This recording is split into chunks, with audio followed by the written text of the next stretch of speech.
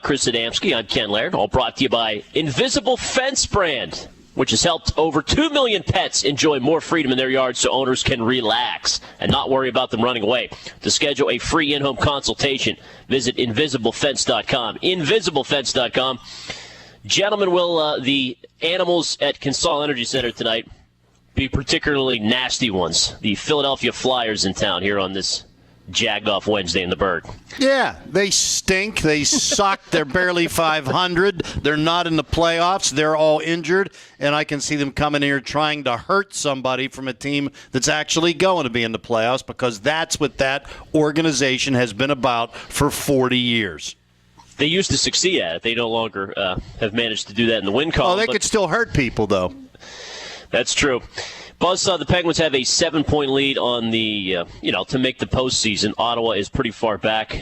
There's not a whole lot of, I would say, must-win about this. But then again, maybe there is. When you look at the standings, the Capitals are a point behind. What is the importance, if any, of finishing second or third in the Met as opposed to dropping back into the wild card picture? Let me say real quick that what Guy just said. You know what? And this is something, even if you're not the Flyers, if you're anybody, at this point, if the Penguins have 5 defensemen, do you try to engage Ian Cole in a fight, maybe? Do you try to, even for 5 minutes, playing with 4 defensemen, I think would be obviously a hindrance. It's a hindrance to play 5 defensemen for an entire game. To play 4 defensemen, even for 2 minutes for a penalty kill. Good point. That's manageable. But a 5 minute, if you try to goad somebody into, and I was saying Ian Cole just because I don't think Paul Martin's necessarily going to engage in something like that, or Derek. Maybe you frustrate Derek Pouliot. I don't know. It might be a legitimate strategy at this point, no matter what team you are, let alone the Flyers, to find the Penguins, get a misconduct from somebody on the blue line against anybody, and then they're playing really, really shorthanded. But that being said, now that I completely commandeered your question and took it another direction. I like it. I'll insert that. Interesting theory. Yeah, I think now, if you look at it the way, and listen, I think everything, even I know the final month of the regular season, you can identify some trends of how teams are playing rather than the entire season. But I also think that once we get to April 13th, I think is when the playoffs start. Whatever, April 15th maybe when they actually start. But once you get to that date, I think a lot can change. That being said, the Islanders have not played by any means their best hockey over this past month and a half or so. I think you're going to feel a lot better about playing the Islanders at this point than you would about having to play Montreal or the Rangers or even the Capitals, which I guess is pretty much, it's not impossible. It's theoretically possible, but if you can stay there and get that second place, or even the third place in the division, put the Islanders in the first round, I think you want to try to do that if at all possible. I think the realistic thing about tonight, Ken, and any chance I have to take a shot at the Flyers, of course I will. But if the Flyers have done a great job at getting under their skin over the years, they cannot let that happen tonight. Wayne Simmons is out, McDonald is out, Umberger is out. They're hurt. They have nowhere to go. They've won 3 games in regulation in their last 16 games.